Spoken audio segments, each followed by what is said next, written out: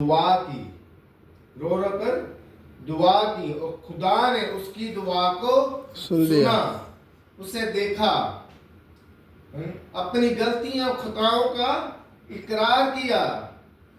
अपनी ये नहीं देखा कि मैं बादशाह हूं, मगर उसने अपनी हर एक गलती जो भी खता उसने की उसका उसने इकरार किया, खुदावन से मुआफी मांगी और खुदावन ने उसे मुआफ किया।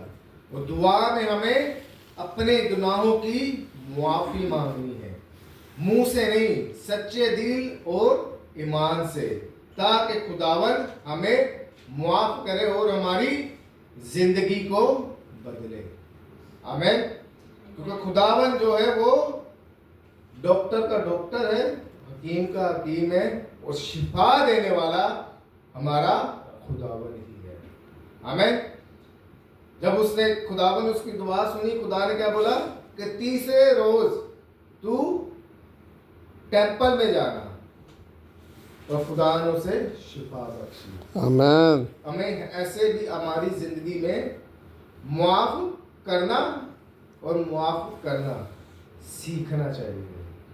जैसे हम हमारी दुआ रबानी में क्या है, जिस तरह हम अपने कर्जदारों को मुआफ करते हैं तो भी हमारे कर्ज हमें माफ कर।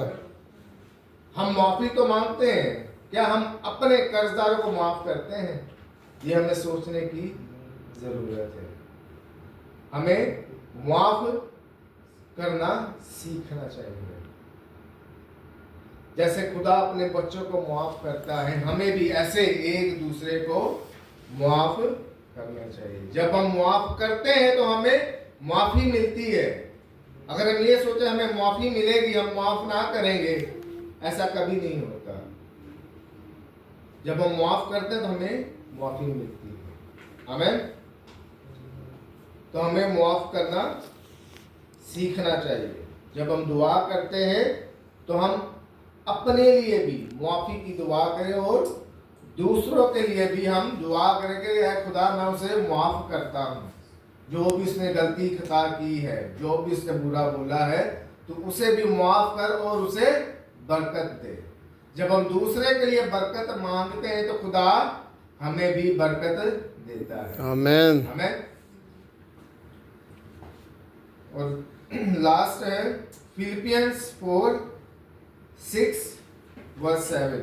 Philippians chapter 4 verse 6 verse 7. Encourage us to the present our request to God with thanksgiving, promising peace that trans understanding. This peace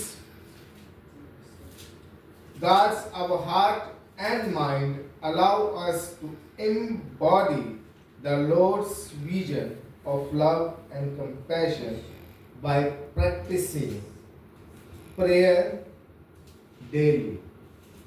We become a living example for His teaching, spreading love and forgiveness. Philippians chapter 4 verse 6-7 लिखा है, Do not be anxious about anything, but in everything by prayer and petition, with thanksgiving, present your requests to God, and the peace of God, which transcends all understanding, which guards your hearts and your mind in Christ Jesus. Amen. अक्सर होता है ना, रात को night Myers आते हैं, होता है ना, मेरे साथ हुआ था पिछले हफ्ते हुआ। मैं सर सोया हूँ, किसी ने मुझे पकड़ा, ठीक है, पकड़ा फिर छोड़ दिया। फिर ये जैसे शीशा लगा ना, शीशे में से कुछ लोग मुझे देख रहे हैं, ठीक है, मैं भी देख रहा हूँ ये क्या चीज है। मतलब जहाँ मेरा बेड है सामने शीशा है, जहाँ मैं पहले रखी थी सामने शीशा है। कई दफा ऐसे हुआ है। फिर एक चीज मैंने देखी कि मेरी अम्मी के रूप में कोई आया है। मेरी अम्मी के रूप में कोई आया है। मैं पहले दुआ कर रहा हूँ, मैंने दुआ करनी बंद की है। वो समझा कि मैं सो गया हूँ, ठीक है, वो समझा मैं सो गया हूँ। मैंने जैसे दुआ करनी शुरू की है, वो गेट का जो गेट की बन्नी है ना, वो बन्नी वो जो किनारा था वो देख रहा है मुझे। जब मेरे मुंह से यीशु का नाम निकलता था वो पीछे हो जाता था। जितनी दफा मैंने यीशु का नाम लिया वो पीछे हो जाता था। जितनी दफा मैंने यीशु का नाम लिया वो पीछे हो जाता था। और वो डर के उधर से चला ही गया। कि दुआ में इतनी ताकत है कि हम सोते हुए भी दुआ करें ना तो शैतान हमें हाथ नहीं लगा सकता। आमीन, हालेलुया। मैंने एक ही गीत पढ़ा था, वो गा रहा था,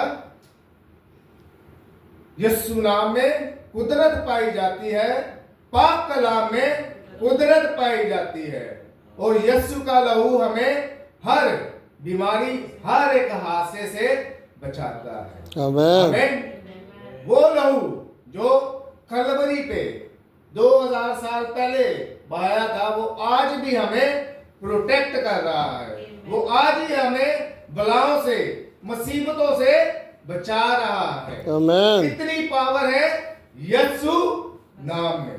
आमीन, आमीन। ये मैंने पिछले बार भी शेयर करना था, मैं भूल गया था। मतलब